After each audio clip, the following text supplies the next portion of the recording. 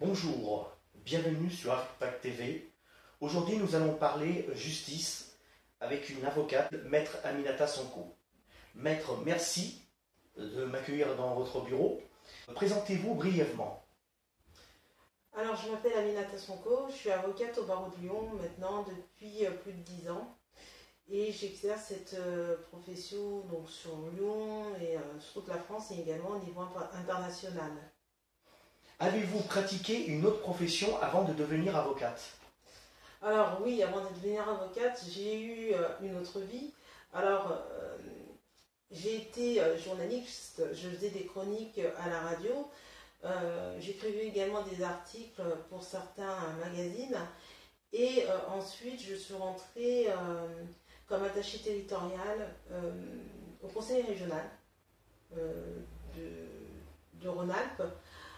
J'étais d'abord au service des assemblées, auprès des élus, et puis ensuite on m'a muté directement au cabinet du président. Voilà. Alors, qu'est-ce qui vous a poussé à changer de profession? Alors, je ne sais pas si j'ai vraiment changé de profession, mais en tous les cas, quand j'ai exercé ces différents métiers, parallèlement, je continuais mes études, et donc j'ai préparé une thèse. Parce que moi, j'ai toujours été passionnée par le continent africain. Et donc, cette thèse s'intitulait « La résolution des conflits en Afrique subsaharienne, enjeux et perspectives ». Et quand j'ai eu cette thèse, on m'a dit « Mais de toute façon, vous êtes très éloquent, pourquoi vous ne faites pas avocat ?» C'est comme ça que je suis allée m'inscrire à l'école des avocats. Et j'ai obtenu mon diplôme. Et voilà, j'ai exercé ensuite la profession d'avocat. Alors, êtes-vous spécialisé dans quel domaine? Alors, mes différents domaines d'intervention sont d'abord le droit des affaires à l'international, donc au niveau national, mais beaucoup à l'international. J'ai beaucoup de sociétés africaines ou en tout cas même des sociétés françaises qui souhaitent s'installer en Afrique et notamment en Afrique de l'Ouest qui me contactent. Je m'occupe également du droit privé, tout ce qui est question de droit privé international, donc les questions de succession. Vous savez, il y a beaucoup de membres de la diaspora qui décèdent en France ou à l'étranger et qui avaient des biens, notamment en Afrique, et qui souhaitent qu'on s'occupe de leurs dossiers. Donc beaucoup de dossiers à l'international. Et également, récemment, j'ai le dossier des orphelins. Les orphelins de la première guerre du Golfe, dont je m'occupe pour la liquidation de leurs préjudices, donc le calcul de leurs préjudices et la liquidation de leurs préjudices. Et il faut savoir que c'est un contentieux qui date depuis plus de 30 ans que j'ai récupéré. Alors, une question très indiscrète, si je ose me parler, ainsi, comment vous avez eu ce dossier? Tout en gardant, je sais, le secret professionnel. Alors, on va dire que... Alors, je ne sais pas si c'est le hasard existe ou n'existe pas, mais en tout cas, voilà, le hasard faisant bien les choses, j'ai une personne que je connais qui est de mon entourage proche, qui connaissait un des orphelins de la première guerre du Golfe.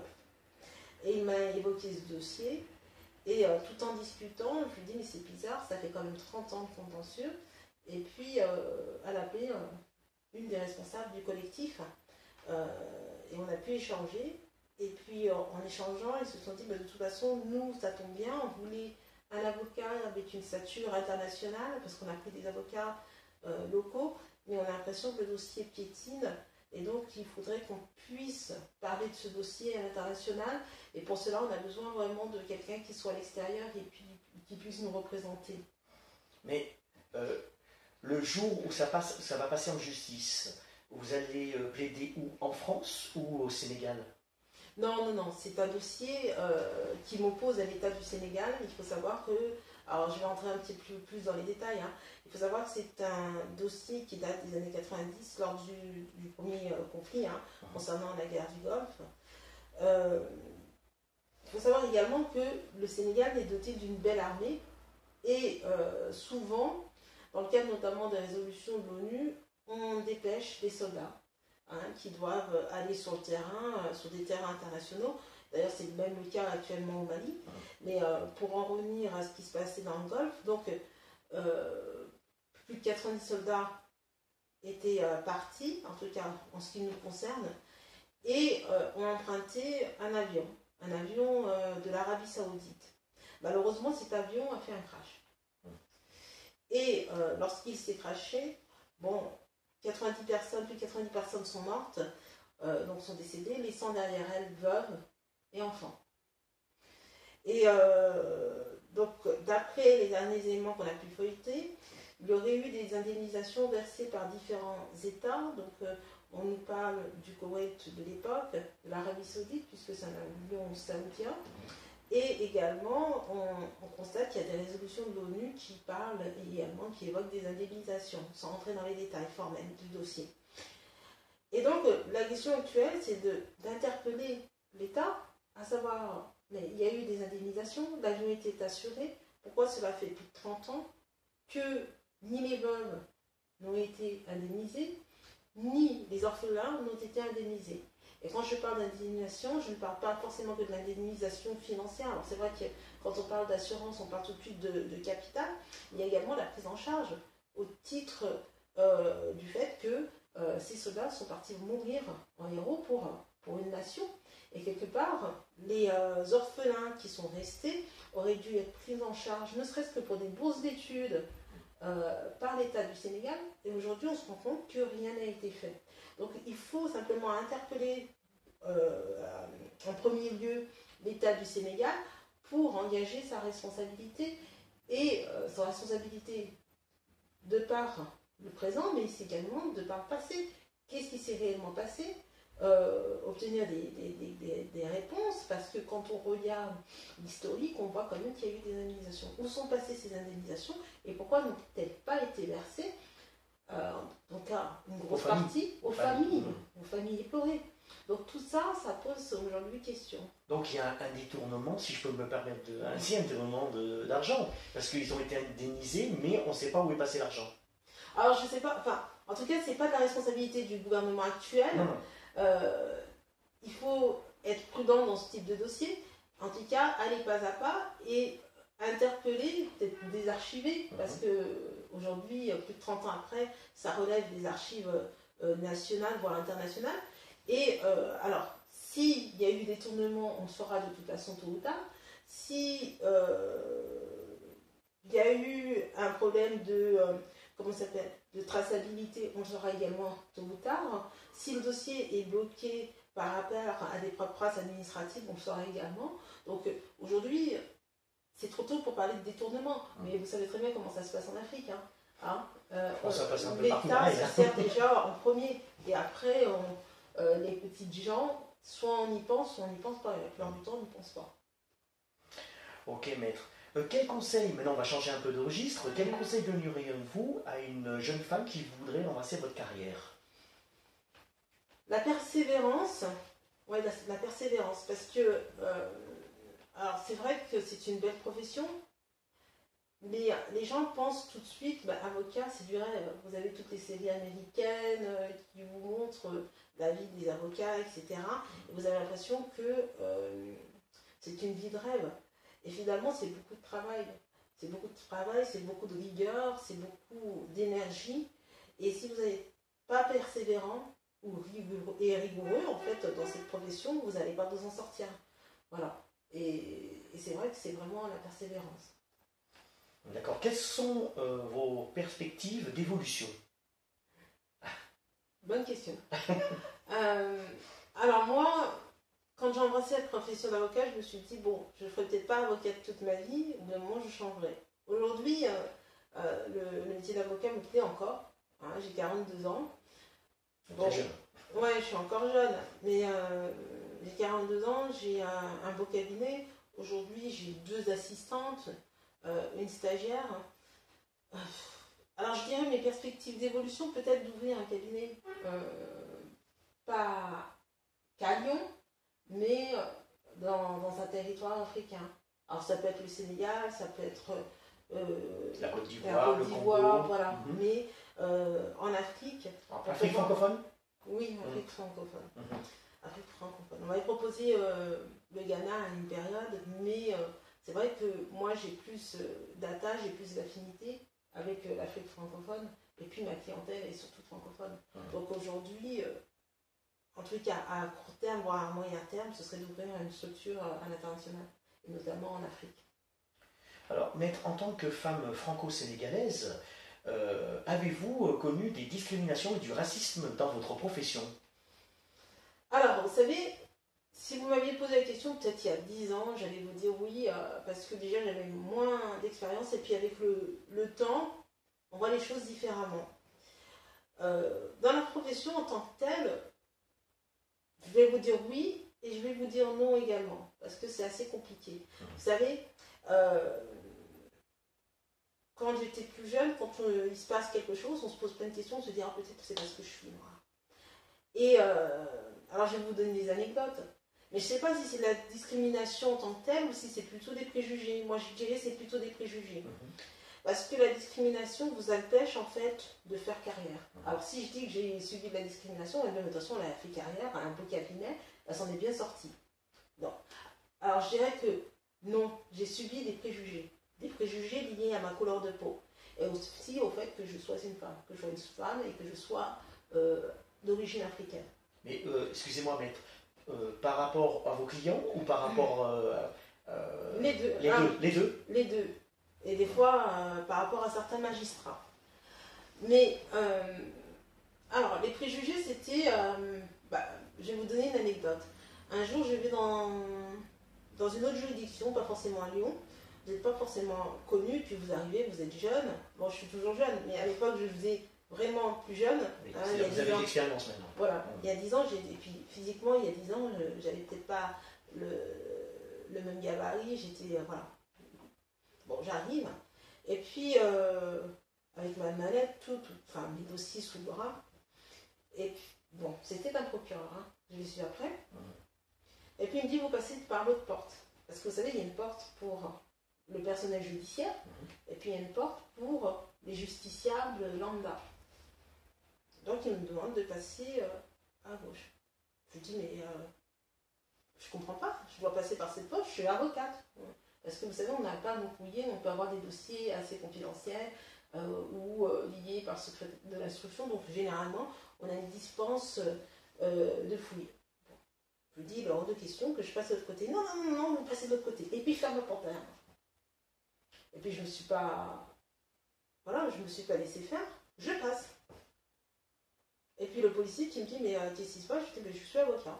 C'est vrai que j'ai pas la bonne couleur de peau, mais je suis quand même avocat. Et je pense que j'ai le droit de passer par là. Ah oui, oui, maître, vous pouvez passer. Donc ça, c'est des préjugés. Il ne s'est même pas excusé, excusez-moi, maître. Il s'est même pas excusé après? Quand même? Parce qu'il vous dit, non, non, non, vous passez par la porte. Non, c'est pas trop le type des magistrats de s'excuser. J'en ai vu un qui s'est excusé un jour, mais ça, c'est quand vous faites preuve de grandeur, mais généralement, non. Non. Lui, s'était pas excusé. Bon, c'était normal. Une autre fois, j'ai eu la même chose avec une greffière. Ah, vous passez de l'autre côté.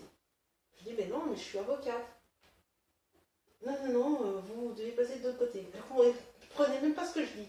Et puis à la fin, quand je lui sors mes cartes, elle m'a dit, non, mais maître, je ne savais pas. Je lui dis, oui, c'est vrai, j'ai pas la bonne couleur de peau, mais je suis quand même avocate. Non, non, non, c'est pas ça, c'est que vous n'avez pas parlé assez fort. Bon. Alors. Il faut trouver des excuses. Voilà. Mais... pour moi, la discrimination, elle empêche d'accéder. J'ai accédé parce que peut-être je me suis battue, j'ai lutté. C'est vrai que moi, je dirais qu'il y a des préjugés. Ça veut pas dire qu'il n'y a pas de discrimination. Voilà. Mais moi, les préjugés qui m'ont été opposés ne m'ont pas empêché d'avancer. Et d'ailleurs, le plus grand honneur qu'on m'avait fait cette année, c'est de me donner un trophée en 2021. Donc une reconnaissance par l'ordre des avocats du barreau de Lyon, je crois qu'il est là, la reconnaissance. C'est parfait, on va le montrer au caméraman. Voilà. Très très bien. Prix de la meilleure action réalisée à l'étranger par un avocat individuel. Donc ça m'a été délivré par le barreau de Lyon. Donc aujourd'hui, dire que la France est discriminante, non, mais elle est nourrie de préjugés. Et les préjugés, c'est ce qu'il faut essayer de faire déboulonner, c'est-à-dire que de manière individuelle, aujourd'hui, on se rend compte qu'il y a des réussites dans notre pays. Et que, quelle que soit la couleur de peau, ce qui était valable il y a 10 ans, 20 ans, etc., ne l'est plus aujourd'hui. C'est-à-dire qu'aujourd'hui, vous avez des modèles. Moi, à l'époque, peut-être j'en avais moins, mais vous avez des femmes qui sont journalistes, vous avez des femmes qui sont avocates, vous avez des femmes qui sont médecins, d'origine africaine. Et ça, oui, alors la société n'est pas discriminante, moins que certains pays comme l'Italie, etc., où c'est encore plus difficile d'accéder à des postes de cadre. Aujourd'hui, en France, on peut accéder à des postes de cadre, mais il reste des préjugés. Voilà. Et après, quand la personne elle se rend compte que vous êtes d'un certain statut social, il y a un respect quand même. Donc, dire que tout est noir, c'est pas vrai. Mais il faut se battre. Et il faut peut-être se battre 2 fois plus que les autres, mais une fois qu'on se dit qu'elle est compétente, elle a les épaules solides, assez larges, et bien finalement, il y a plein de boulons qui sautent, et on se rend compte que finalement, bon, la France peut être un beau pays. Je dis peut-être. Voilà.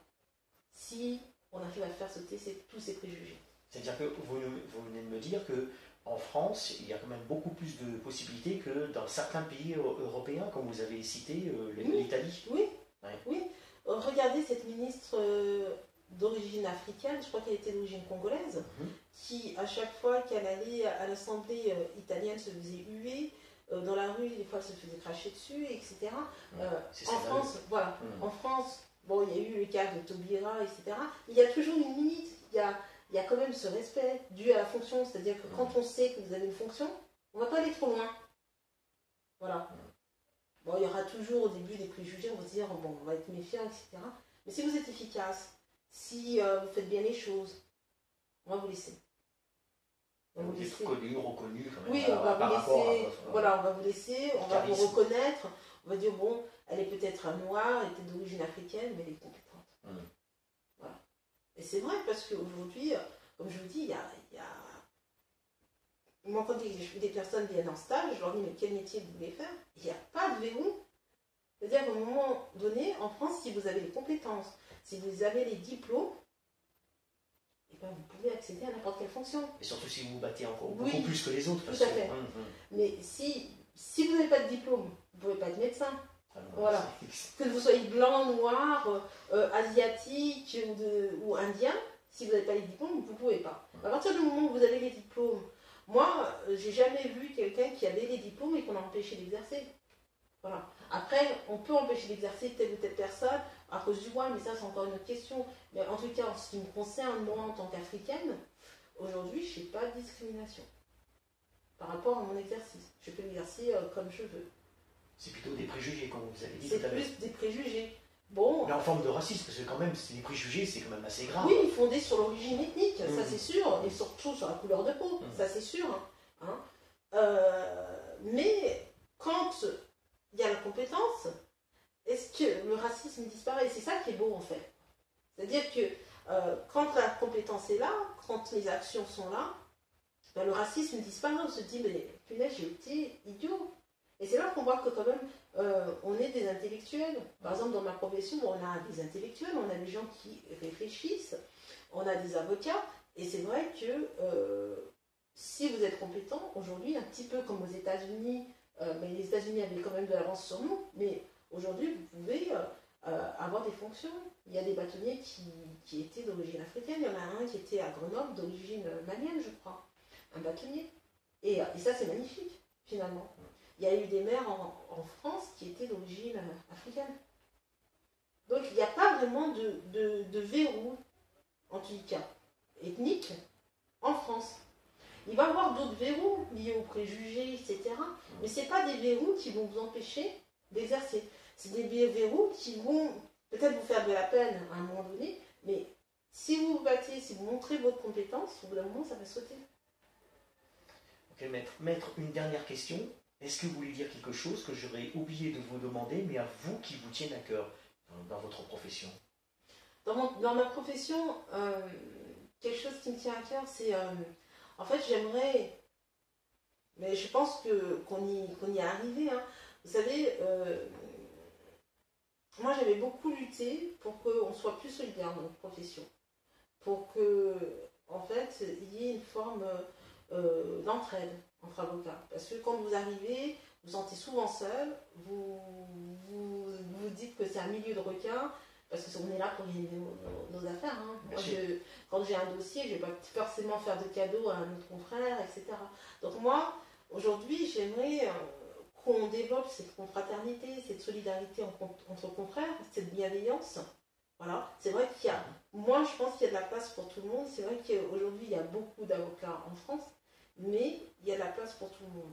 Et moi je pars du principe que chacun doit trouver sa place à un moment donné, à un niveau, pour pouvoir exister. Si vous m'aviez dit la même chose il y a 10 ans, peut-être j'aurais été pessimiste. Mais aujourd'hui, en tout cas, je suis sur une autre lancée, je suis plutôt optimiste.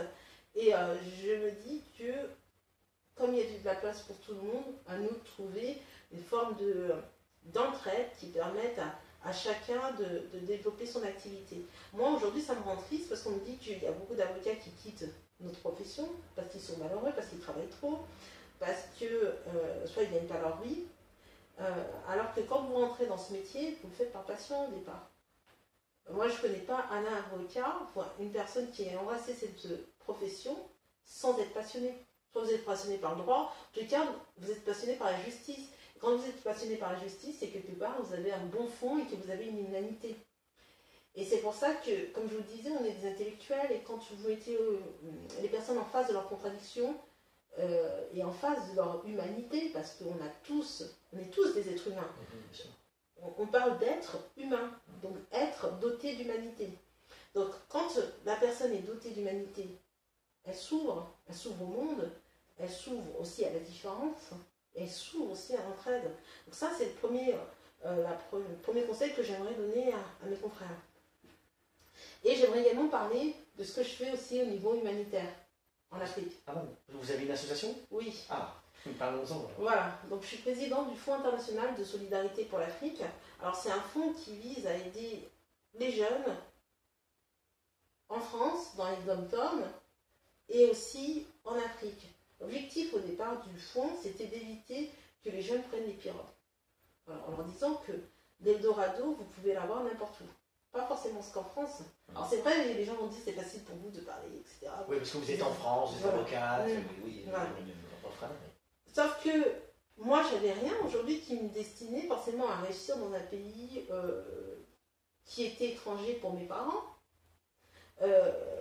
Et certainement, les gens qui sont en Afrique, alors je ne vais pas cracher sur eux, mais en tous les cas, il y a beaucoup de personnes qui avaient les moyens de se payer une formation. Quand vous voyez qu'on vous demande 5 000, 6 000 euros pour embarquer dans une pirogue, si vous prenez les mêmes 5 000, 6 000 euros et que vous payez une formation diplômante en Afrique, ou que vous mettez les 5 000, 6 000 euros, pas forcément dans votre formation, mais dans un commerce, vous pouvez évoluer. Moi, j'ai des clients aujourd'hui qui sont millionnaires, milliardaires en francs CFA, en Afrique. Donc c'est possible. Le Eldorado, il existe de partout. Les seules menottes, elles sont intellectuelles en fait. C'est pas disons que c'est pas parce que vous êtes né en Afrique que vous êtes forcément pauvre, donc vous êtes voué à l'échec. Il y a des Africains qui sont très riches aujourd'hui et qui étaient dans la misère, qui sont nés dans la misère, qui sont nés dans des petits villages, mais qui ont essayé de dépasser. Donc, oui, vous pouvez sauter dans comment ça s'appelle? Dans une pirogue, lorsque votre pays est en guerre, lorsque vous n'avez pas le choix, etc. Mais quand vous êtes face à des difficultés économiques, vous donnez quand même 5 000, 6 000 euros à un passeur pour vous faire venir en France. Donc pour moi, vous entrez dans une nouvelle misère. Parce que vous allez le patient d'arriver vivant en plus, oui. C'est ça, malheureusement, on voit beaucoup de cas, 90% des personnes vont peut-être mourir, attraper des maladies. Et puis quand vous venez ici, vous n'avez pas de papier. Vous allez galérer pendant combien de temps dans la clandestinité? Vous n'allez pas avoir de papier. Donc c'est notre misère, c'est notre misère. Donc ce fonds, c'était ça l'objectif au départ. Et puis après, on l'a développé. Parce qu'on s'est dit que la misère, elle était partout. Elle était en France, en Afrique, dans les dom-toms. Et on a ici un soutien psychologique, social, et des fois judiciaire. Il faut savoir qu'on a des bienfaiteurs qui, grâce à l'association, peuvent aider des gens dans le financement de leur action judiciaire. Vous savez, quand vous avez des actions judiciaires, admettons à l'international, j'ai eu à défendre le cas d'une fille en Arabie Saoudite qui était accusée du meurtre de son employeur. Et quand c'est comme ça, la personne n'a pas de sous, puisque c'est une domestique. Donc qu'est-ce que vous faites?